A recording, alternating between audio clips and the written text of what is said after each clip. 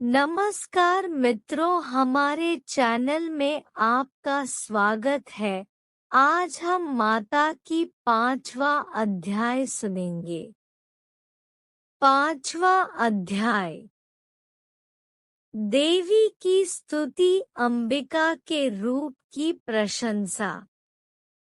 ऋषि ने आगे कहना प्रारंभ किया।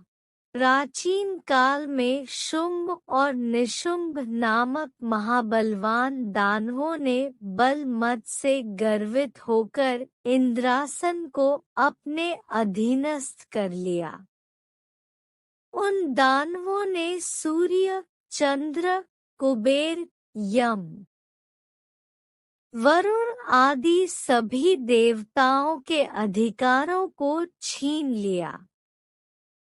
उन दोनों ने अग्नि और वायु को भी अपदस्थ कर दिया, अर्थात उन दोनों भाइयों ने संपूर्ण स्वर्गलोक को हस्तगत कर वहां से देवों को खदेड़ दिया। उन दोनों राक्षसों से पराजित तथा अपमानित होकर सभी देवों ने अपराजिता देवी का ध्यान किया। पूर्व काल में जगदम्बा द्वारा देवों को वर प्राप्त था कि जब भी उन पर किसी प्रकार का संकट उपस्थित होगा, तभी देवी की आराधना द्वारा उनका संकट दूर हो जाएगा। ऐसा सोचकर सभी देवता हिमालय पर्वत पर जाकर भगवती विष्णुमाया की स्तुति करने लगे। नवरात्र। देवताओं ने कहा, देवी को नमस्कार है। महादेवी शिवा को हम सभी का प्रणाम है। प्रकृति एवं भद्रा को नमस्कार है। हम लोग नियम पूर्वक जगज्जननी जगदम्बा की वंदना करते हैं। रौद्रा, नित्या, गौरी एवं धात्री देवी को मेरा बारंबार नमस्कार है। ज्योत्स्ना में चंद्ररूपिणी तथा सुखस्वरूपिणी देवी को मेरी सतत वंदना है। शरणापत्रों के लिए कल्याणमयी, वृद्धिक्री एवं सिद्धिस्वरूपिणी देवी को हम सब लोग बार बार प्रणाम करते हैं। नैऋति, दानवों की लक्ष्मी, राजाओं की लक्ष्मी तथा शर्वाणी स्वरूपिणी जगदम्बा को हम सब नतमस्तक होकर अभिवादन करते हैं। दुर्गा, संकटहारिणी, सर्वसारभूता, सर्वकारिणी ख्याति। कृष्णा और धूम्रा देवी को मेरा सदैव नमस्कार है। अत्यंत सौम्या एवं अत्यंत रौद्रा देवी को हम सब 100 बार नमस्कार करते हैं।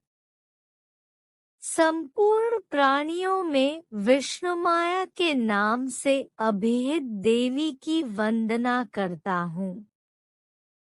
समस्त जीवों में चेतना नाम से युक्त देवी का मैं अभिवादन करता हूँ।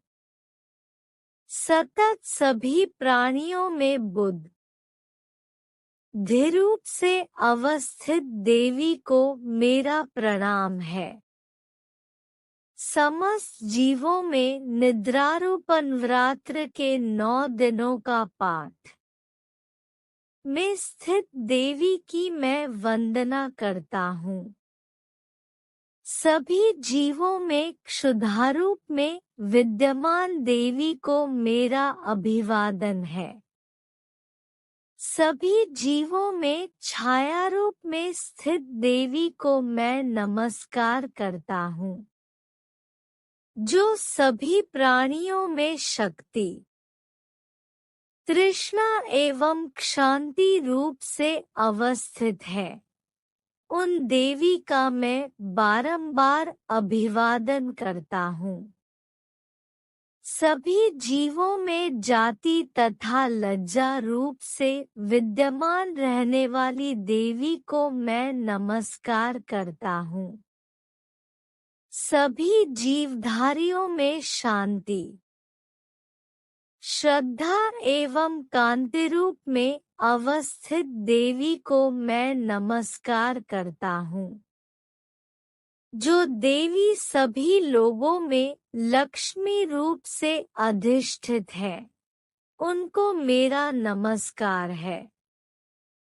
सभी जीवधारियों में जिनकी स्थिति वृत्ति तथा स्मृति रूप में है, उन देवी का मैं अभिवादन करता हूँ। सभी परिव्याप्त रहने वाली देवी को मेरा नमस्कार है। इस सृष्टि में जिनकी स्थिति मातृ तथा भ्रांति रूप में है, उन देवी को मेरा प्रणाम है। सभी प्राणियों में व्याप्त इंद्रियों की अधिष्ठात्री देवी को मैं नमस्कार करता हूँ। जिनकी व्याप्ति इस सृष्टि में चैतन्य रूप से है, उन देवी को मेरा नमस्कार है। प्राचीन काल में अपनी इष्ट सिद्धि के लिए देवों ने जिनकी स्तुति की थी तथा चिरकाल तक देवराज इंद्र ने नवरात्र के 9 दिनों का पाठ जिनका सेवन किया, वह कल्याणदात्री ईश्वरी हमारा हित एवं मंगल करे तथा हम पर आई हुई विपत्तियों का निवारण करे। इस समय दैत्यों के अनाचार से पीड़ित होकर हम सभी देवता जिन परमेश्वरी को प्रणाम करते हैं तथा जो व्यक्तियों द्वारा श्रद्धान्वित होकर स्मरण करने से उनके समस्त संकटों का निवारण करती है, वे ही जगदम्बा मेरे कष्टों को भी दूर करें। इसके बाद ऋषि ने कहा, हे राजन, देवताओं द्वारा जिस समय वहां स्तुति पाठ हो रहा था, उसी समय पार्वती जी ने भी वहां गंगा स्नानार्थ पदार्पण किया था। मनोहारी भृकुटी से युक्त उन भगवती पार्वती ने देवताओं से पूछा, आप लोग यहाँ पर किसका स्तुति गान कर रहे हैं? तब उन्हीं के शरीर कोश से निर्गत शिवा देवी ने उत्तर दिया, ये सभी देव युद्ध में शुंभ निशुंभ नामक दैत्यों से अपमानित थे। वह पराजित होकर मेरी ही स्तुति कर रहे हैं। पार्वती जी के शरीर कोश से ही अंबिका देवी की उत्पत्ति हुई थी, इसलिए वे त्रैलोक्य में कौशिकी नाम से संबोधित की जाती है। कौशिकी की उत्पत्ति के बाद पार्वती जी के नवरात्र के 9 दिनों का पाठ, शरीर का रंग काला पड़ गया, इसलिए वे हिमालय पर निवास करने वाली कालिका देवी के नाम से प्रसिद्ध हुई। तदंतर शुंभनिशुंभ के अनुचर चंडमुंड ने आकर परम मुग्धकारिणी रूप वाली अंबिका देवी को देखा। देवी का अवलोकन करने के बाद उन्होंने शुंभ दैत्य से जाकर कहा, महाराज, मैंने हिमालय पर्वत पर एक अतीव सुंदरी स्त्री को देखा है। उसकी कांति से हिमालय लोकित हो रहा है। वैसी अनिंद्य सुंदरी को अब तक कभी किसी ने नहीं देखा होगा। दानवराज, आप पता लगाकर उस स्त्री को ग्रहण कर लीजिए। उस स्त्री के समस्त अंगों गोभा वर्णातीत है और अपनी अंग प्रभा से ही वह संपूर्ण दिग्दिगंतों को प्रकाशित ही है। अभी तक वह हिमालय पर ही विद्यमान है, आप चलकर उसे स्वयं अपनी से देख सकते हैं। इस समय आपके आवास स्थान में सभी अमूल्य रत्न, हाथी, नादी शोभित हो रहे हैं।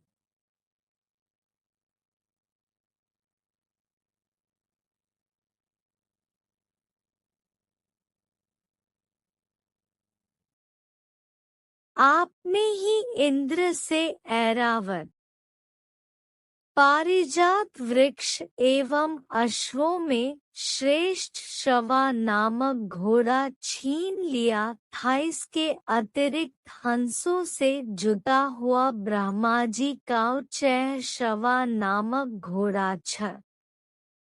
नवरात्र के 9 दिनों का पाठ। रत्नश्चित विमान भी आपके यहाँ रखा हुआ है। आपने कुबेर से महापद नामक निधि भी हरण करके अपने पास रख लिया है।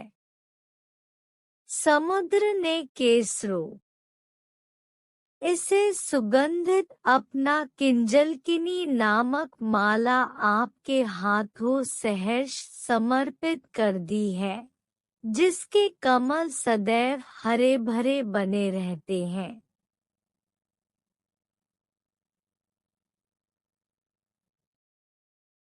वरुण देव का सोना बरसाने वाला छाता भी आपके घर की शोभा बढ़ा रहा है तथा प्रजापति का उत्तम रथ भी आपके अधिकार में है। हे असुरराज, मृत्यु की उत्क्रांतिदा नामक शक्ति भी आपने उपलब्ध कर ली है। वरुण का पाश तथा समुद्रगर्भ के अनेक रत्न आपके छोटे भाई निशुंभ के पास है। अग्नि ने 2 दिव्य वस्त्र आपको स्वयं अर्पित कर रखे हैं। हे दैत्यराज, इस प्रकार आपने संपूर्ण रत्नों का संग्रह कर रखा है, फिर आप स्त्रियों में रत्नरूपी देवी को ही क्यों कर छोड़ रखा है? अतः इसे भी आप अपनी अनुगामिनी बना लीजिए। ऋषि ने पुन कहा, चंडमुंड के मुख से ऐसी अनहोनी बात सुनकर शुंभ ने देवी के पास महादानव सुग्रीव को दूत बनाकर भेजा। शुंभ ने उस राक्षस से कहा कि तुम उसे प्रलोभन देकर शीघ्र ही मेरे पास लाने की चेष्टा करो। शुंभ का आदेश मिलते ही वह दानव पर्वत के उस रमणीक भाग में विराजमान थी। तब शुंभ के दूत ने देवी से मधुर वचन में कहा। दूत ने देवी से कहना प्रारंभ किया, हे देवी, इस समय दैत्यराज शुंभ ही इस एकमात्र अधिपति हैं। उन्हीं का भेजा हुआ मैं दूत के रूप में तुम्हारे सम्मुख भी हूँ। सभी देवगण उनकी आज्ञा का पालन बिना प्रतिरोध करते आए हैं। कोई भी आदेश नहीं टाल सकता है। उन्होंने संपूर्ण देवों पर विजय प्राप्त किया। तुम्हारे उन शुंभ आकर मुझे जीत ले तो मैं शीघ्र ही उनको पतिरूप में वरण कर सकती हूँ। अतएव इस कार्य में विलंब करना ठीक नहीं है। देवी की बात सुनकर दूत ने कहा, हे देवी, तुम्हारी बातें केवल दंभपूर्ण हैं।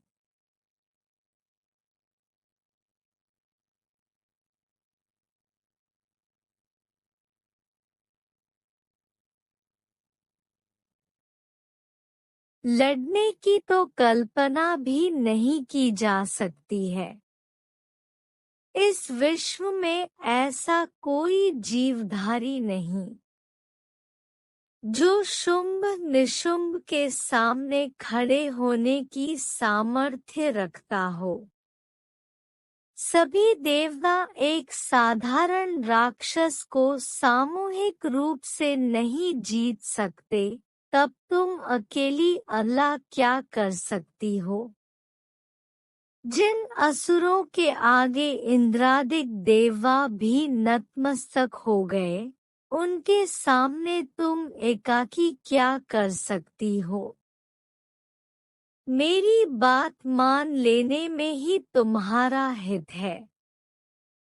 आका तुम मेरे साथ चली चलो, अन्यथा हमको तुम्हें बलात् ले जाना पड़ेगा, तब तुम्हारी मर्यादा कहाँ रहेगी? दूत की बात सुनकर देवी ने कहा, तुम्हारा कहना ठीक है, परंतु मैं अपनी प्रतिज्ञा के कारण विवश हूँ। मैंने बिना सोचे समझे ही ऐसी प्रतिज्ञा कर ली थी। अब उसे कैसे छोड़ दूं? इसलिए तुम अपने स्वामी से मेरी बातें समझाकर कहो। उसके बाद वे जैसा उचित समझेंगे वैसा करेंगे।